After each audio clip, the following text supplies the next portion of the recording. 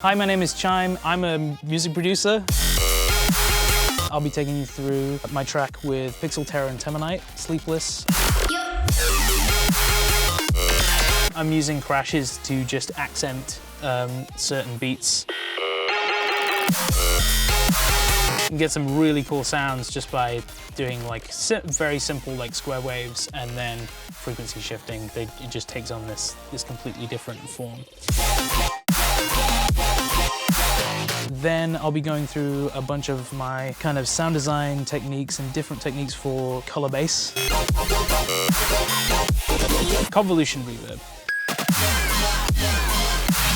This is like my favorite thing in sound design at the moment. That also helps with the bubbliness because on the tail end of that, it sounds like it's kind of going underwater.